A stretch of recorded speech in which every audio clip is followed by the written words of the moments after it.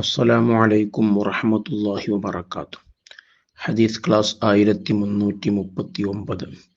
ബഹുമാനപ്പെട്ട ഇമാം ബുഖാരി റളിയല്ലാഹു അൻഹു റിപ്പോർട്ട് ചെയ്യുന്ന ഹദീസ്.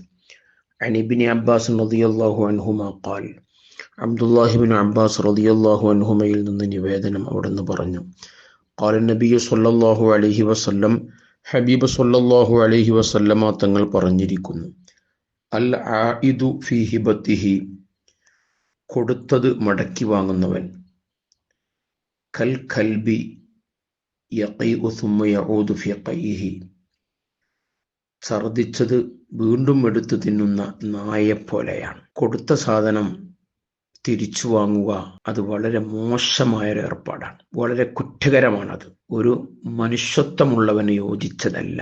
ഹബീബ് സല്ലല്ലാഹു അലൈഹി വസല്ലം ഈ ഹദീസിലൂടെ വളരെ ഗൗരവത്തോടെയാണ് താക്കീത് നൽകുന്നത്. വളരെ ശരീഅത്തിൽ വളരെ കുറവാണ്, വളരെ കുറവാണ് ഈ രൂപത്തിൽ സാദൃശ്യപ്പെടുത്തി പറഞ്ഞിട്ടുള്ളത്. ഛർദിച്ചത് തന്നെ നജസാണ്. ആ ഛർദിച്ചത് വീണ്ടും എടുത്ത് കഴിക്കുന്ന നായയോട്, ഏറ്റവും ഗൗരവമുള്ള നജസായ നായയോടാണ് സാദൃശ്യപ്പെടുത്തി പറഞ്ഞത്. അത്രയും വളരെ മോശമായ ഏർപ്പാടാണ് കൊടുത്തത് തിരിച്ചു വാങ്ങുക എന്നുള്ളത്. അത് ഒരു മുസ്ലിമിന് യോജിച്ചതല്ല. നാം ഒരാൾക്ക് തൃപ്തിപ്പെട്ട് എന്തെങ്കിലും കൊടുത്താൽ പിന്നെ അത് വീണ്ടും കൊണ്ടുവരണം, ഞാൻ തന്നത് ഇങ്ങോട്ട് തിരിച്ചു തരണമെന്ന് ആവശ്യപ്പെടുന്നത് ഒരിക്കലും ശരിയല്ല.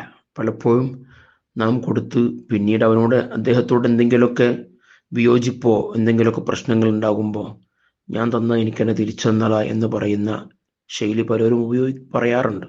അതൊരിക്കലും ശരിയല്ല. കൊടുത്തതൊരിക്കലും തിരിച്ചു വാങ്ങരുത്. അത് ഛർദിച്ചത് തിന്നുന്ന പട്ടിയെപ്പോലെയാണ്. വളരെ ഗൗരവമുള്ള ഒരു തെറ്റാണ്. ഒരു മനുഷ്യനോട് മനുഷ്യത്വമുള്ള ഒരാളോടും യോജിച്ച ഒരു ഏർപ്പാടില്ല എന്നാണ് ഈ ഹദീസ് നൽകുന്ന പാഠം.